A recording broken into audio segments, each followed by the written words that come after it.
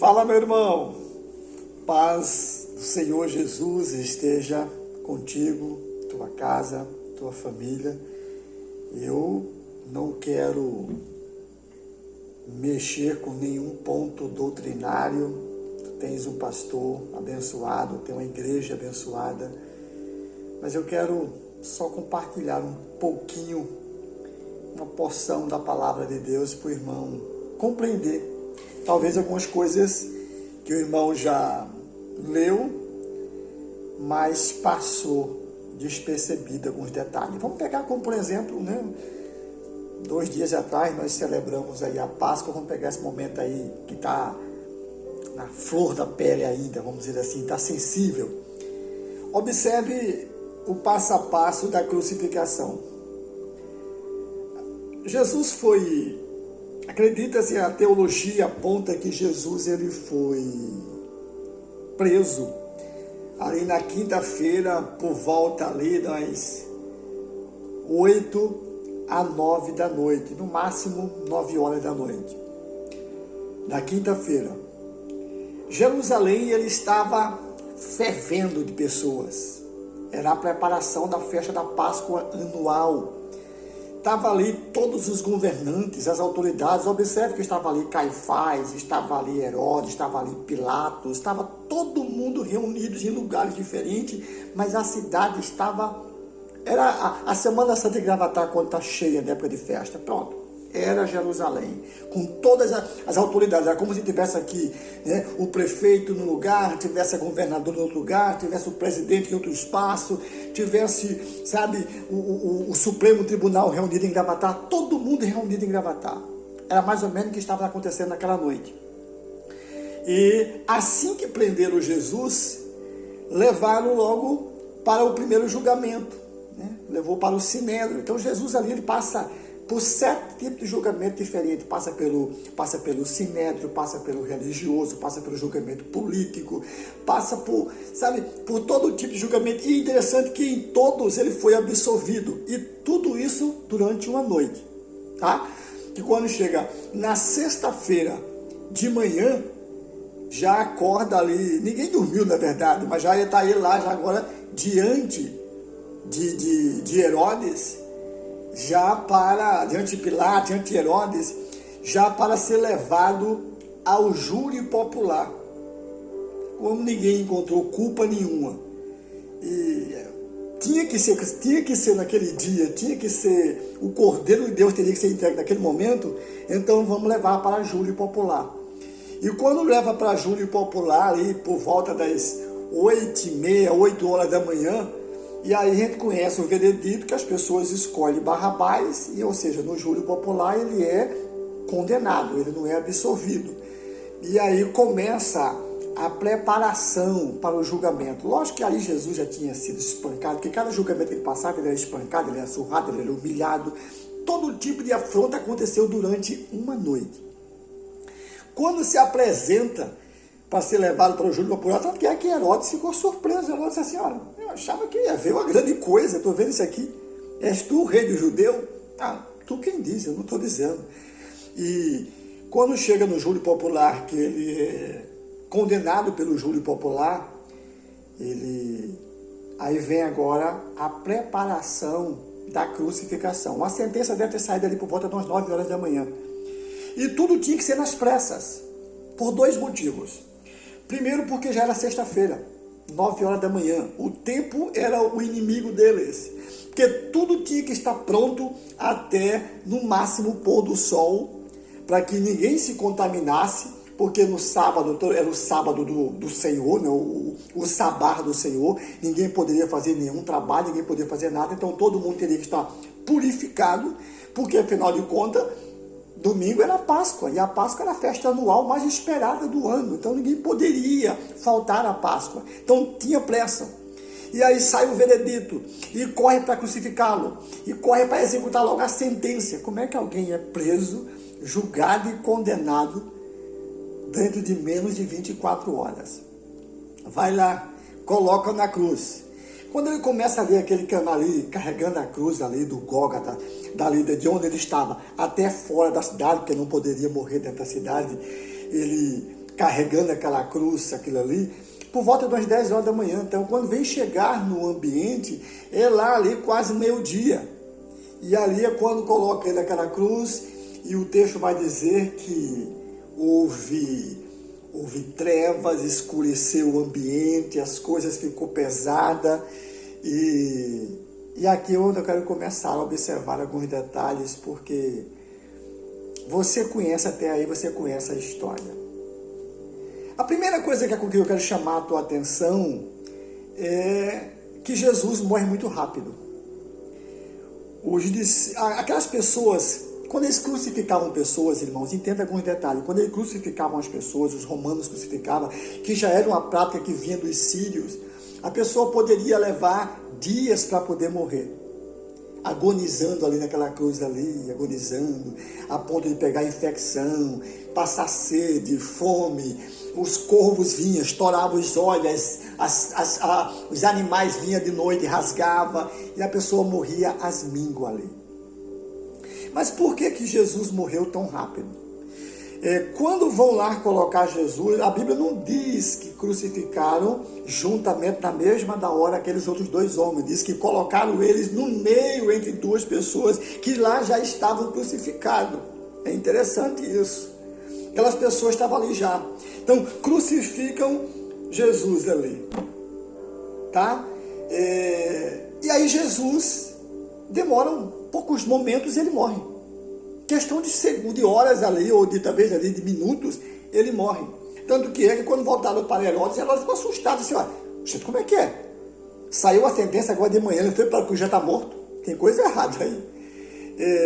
Aí vão lá e quebram as pernas dos outros, porque era uma forma de antecipar a morte do cara. O cara estava lá de pendurado, então tinha um certo lugar para colocar um apoio nos pés. Quando quebravam as pernas, a pessoa perdia o equilíbrio de ficar ali tentando se segurar, então caía-se de pendurado, e aí os seus pulmões eram suprimidos, era apertado, e a pessoa morria por asfixia.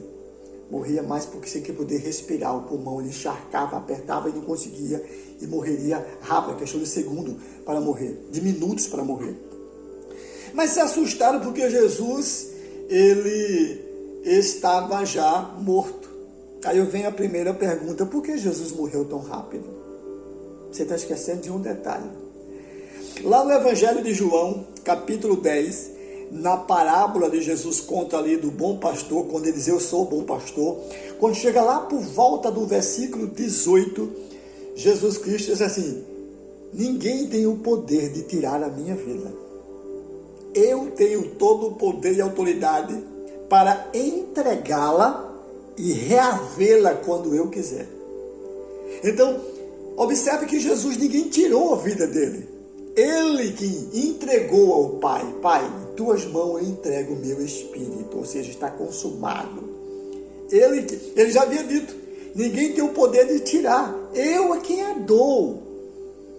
Esse é o primeiro detalhe. Por que ele morreu tão rápido? Porque ninguém tirou a vida dele. Ele quem o entregou a vida. Aí começa agora outro detalhe.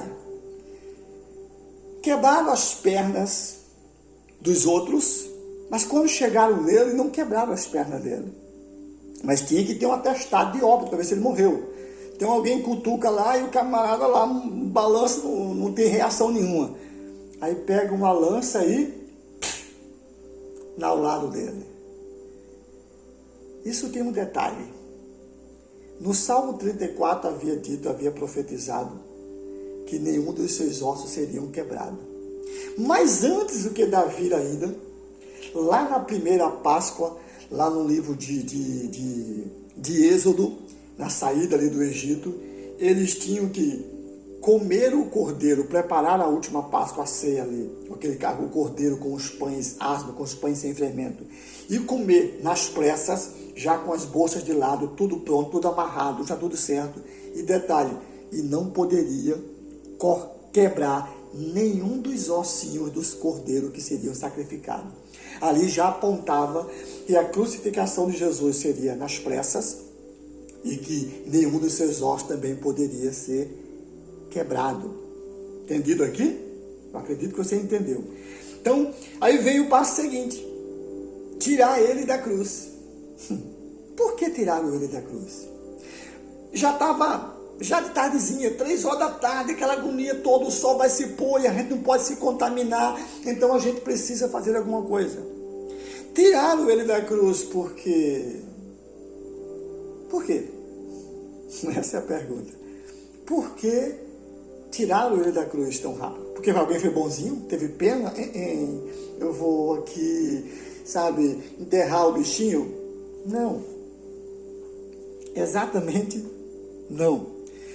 No livro de Deuteronômio, capítulo 22, lá por volta do versículo 23, no livro de lei, a Levítico, né? Ali Deuteronômio, o Pentateuco, aliás, a Torá.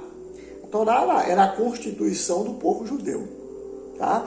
Era como o Código de Samurá, era como o conjunto de leis babilônicos, era o conjunto de leis que eles serviam. Então, no livro de Deuteronômio, capítulo 22, por volta do versículo 23, estava escrito que se um judeu fosse morto de uma forma de pendurado no madeiro, olha só o detalhe, se alguém entre vós for morto e for pendurado no madeiro, não deixe que o seu corpo fique lá de um dia para o outro, para que a terra não se torne maldita. Quando José da Arimateia, quando Nicodemos, quando essas pessoas vão até Herodes, certamente eles foram aplicando essa lei. Olha, Herodes, tu és o grande. Mas olha, existe uma lei interna do nosso povo, que está escrito que não podemos deixar nenhum judeu que for morto e pendurado no madeiro lá de um dia para o outro, porque a terra vai se tornar maldita. E as pessoas conhecem esse mandamento e vai causar uma revolta contra o teu reino, contra o império. Entender? Certamente eles foram levando em mãos a lei, o que estava escrito, e Herodes o permite. Mas o detalhe daí é que Deus, lá no Egito, lá, sabe, caminhando com o povo no deserto, há milhares de anos atrás, Deus já se preocupava e já pensava em cada detalhe do que iria acontecer quando o seu filho fosse enviado para ser crucificado. Se o corpo ficasse pendurado no madeiro de um dia para o outro, no caso como já era sexta, e no sábado ninguém podia tirar lá, então ele iria passar o que? Até o domingo lá pendurado? Os animais iriam morder à noite, iria rasgar à noite. E como era que ele iria trazer de volta a ressurreição? Um corpo rasgado, um corpo faltando um pedaço, rasgado por animais. Até isso Deus pensou em cada detalhe. Aqui eu posso abrir um parêntese, me empolgar e dizer que tudo que acontece na minha e na sua vida, ainda que pareça absurdo, ainda que fuja ao nosso controle, mas está tudo calculado, projetado para atender um propósito estabelecido por Deus. Entendido até aqui? Aí vamos para o segundo passo. Coincidência, entre aspas, ele foi crucificado lá naquela rocha, lá naquela montanha, que por coincidência, entre aspas, havia um sepulcro novo ali perto, que não havia sido enterrado ninguém ainda. Lembrando que o sepulcro na época era em cavernas, buracos nas cavernas, e não era um túmulo feito hoje, se cava e joga terra em cima, não, era uma caverna, e que ninguém havia sido enterrado ainda. E eu fiquei, por que esses detalhes? Porque ele é Deus e deve ser digno de receber tudo que há de bom e do melhor? Claro, mas é só isso? Ou existia um propósito maior? Onde ele morreu, estava longe de Nazaré, longe de onde a sua família morava, longe de onde os seus antepassados, além de José de Maria, haviam sido enterrados, que era um costume ser enterrado. Ainda hoje é. A pessoa morre lá no fundo do mundo e vem de lá para cá, traz o corpo para ser enterrado junto onde os parentes são enterrados. Ainda hoje é assim. Imagina aquela época. Mas era distante. Não dava tempo. O sol estava quase se pondo. E não podiam. Só se pondo, já seria sábado, iria quebrar a lei, iriam se contaminar. E não dava tempo. Então, não, peraí, eu tenho um sepulcro aqui, foi inaugurado ainda, tá novinho, mas ninguém foi enterrado ali ainda. Então vamos colocar ele aqui. O texto diz que tiraram ele, enrolaram ele num lençol. Eu já vi alguns pregadores dizer que não, que passaram horas preparando o corpo. Não deu tempo. A Bíblia diz que enrolaram ele num lençol e colocaram naquele túmulo. Mas escuta um detalhe. Esses detalhes que me impressionam, me arrepia, me emociona, eu choro. Porque lá no livro de Levíticos, capítulo 21, por volta do versículo 10, diz que um narizeu, e Jesus era um narizeu, né? Alguém separado desde a nascença, e até um judeu, que se tocasse em alguma coisa morta, ele ficaria contaminado, ele ficaria impuro, e levaria 7 dias para poder se purificar. É assim era a lei. Se Jesus, presta atenção no detalhe, olha aqui a chave aqui, ó. Se Jesus tivesse sido colocado em um túmulo já usado, lá iria estar restos mortais. Algum osso, alguma coisa, ia ter alguns restos mortais. E ele, como narizeu, iria se contaminar. Aí você calma.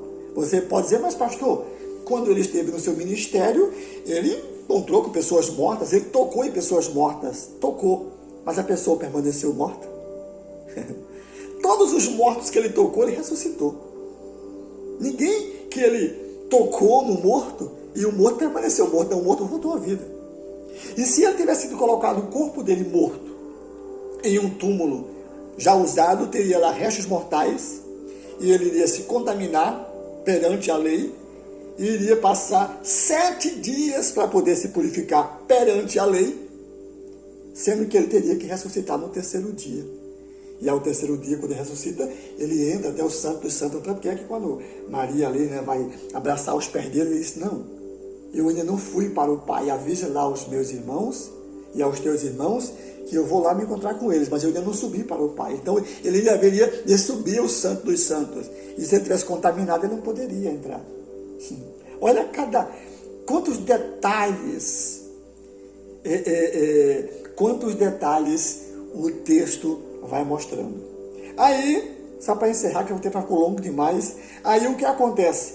Ele enrola no lençol, coloca ele lá dentro nas pressas, coloca uma pedra, você conhece a história, tá? Aqui você já conhece a história. E foram embora para casa, porque afinal de contas, já era pôr do sol, chegando no pôr do sol, todo mundo tinha que estar puro, festa da Páscoa, todo mundo teria que estar purificado. E aí vem o segundo detalhe, mais um detalhe. As Marias, Madalena, Maria, mãe dele, as Marias.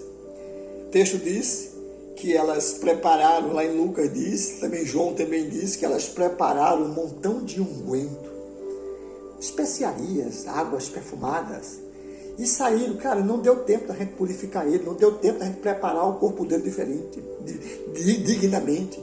Então vamos esperar que passe o sábado, foi uma ansiedade danada, mas no domingo de manhãzinha sai de madrugadinha, porque já era domingo, então vamos lá para preparar o corpo dele. E aqui abre um parêntese. Por que elas foram lá preparar o corpo? Ah, pastor, porque não deu tempo delas preparar direitinho, delas lavar direitinho, tirar a sujeira direitinho, só para enrolar no lençol. E por isso que elas foram fazer. Em tese, sim. Humanamente falando, sim. Mas o real das histórias, elas foram lá porque elas não acreditaram que Jesus ressuscitaria de fato no 3º dia. Tanto que é que os próprios anjos que aparecem dizem assim, por que tu estás procurando dentro dos mortos aquele que está vivo? Ou seja, que contradição é essa? Ele passou a vida inteira dizendo que ia ressuscitar no 3º dia e não está ali chorando procurando um morto. Sabe, querido? E eu quero concluir com isso. Só com um detalhe a mais. O texto diz que no 2º terremoto, quando Jesus ressuscita, túmulos de justos se abriram e muitos voltaram à vida e foram vistos por muitos andando nas ruas de Jerusalém. E somente eu me arrepio, me choro, me emociono, porque eu lembro de Jó, sabe, enfermo, enlutado por ter sepultado filhos e filhas, pobre depois de ter perdido tudo que tinha. E só resta 3 amigos para o acusá-lo, para detoná-lo. E ele tem forças contra a lógica humana, contra tudo que poderia justificar e dizer assim: mas eu sei em quem eu tenho crido. Eu sei que o meu Redentor, ele vive. Por fim, ele se levantará. E eu, ainda que essa minha carne apodreça e desfaleça, mas na terra dos viventes, eu não disse no mundo dos mortos, na terra dos viventes, eu verei o meu Senhor, eu verei o meu Deus. Eu imagino que quando a ressurreição de Cristo acontece, que o texto diz que muitos dos justos do passado se ressuscitaram, eu imagino que Jó, caminhando por ali com Abraão, com Moisés, com tantos outros, com Daniel, com Sadraque, com Mesaque, com Eliseu, dizendo: olha, eu nem sabia como era que esse dia ia acontecer, mas no meu coração eu sempre tive certeza que um dia, nesse mundo aqui, nessa terra dos viventes, eu veria esse dia, eu veria o meu Deus, eu veria em quem eu sempre depositei minha fé na vida inteira. Querido, vou parar aqui, senão eu vou chorar. Uma boa reflexão para você. Deus te abençoe. Continue confiando em Deus, continue acreditando em Deus. Há uma graça, há uma fé, há uma força, há um poder sobrenatural que reina dentro da tua alma, dentro do teu coração, mesmo quando o mundo está desabando. Então continue crendo. Deus é fiel. Cheiro para tu.